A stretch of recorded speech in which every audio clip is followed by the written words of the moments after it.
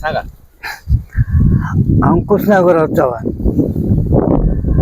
शिडी पावनात परत खा प्यायला त्यांना चांगले असते ते फायदा होता आपला. 8-9 हजार पोत कर जाते एकल्या आणि खायला नाही भेटलं तर 5 पोत बी जात. तसा आपला फायदा होतो त्यात.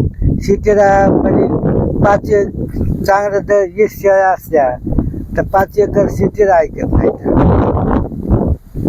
उत्पन्न होतं त्यात. आणि नफा तोटा तर चालूच असतो घरचे चालूच असते.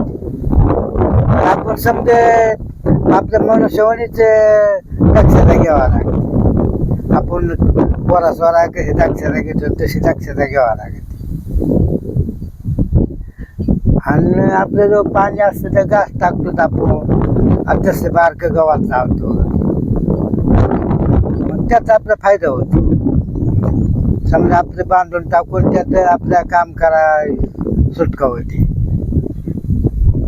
मग बाकी त्याचंच होतं उत्पन्न. 10-15 शेळ्या असल्या म्हणजे. आणि जरी मोठ्या शेळ्या ठेवून बी त्याला खायला नसल्यावर काहीच उपयोग होत नाही. खाण्यावरच आहे समजा ते कोणते. बाकी दुसरे काय आता ते डोंगर आहे ते डोंगरात आपल्या 5-6 महिने हिंडा त्यात आणि मग 2-3 महिने चांगलं जपावं लागतं.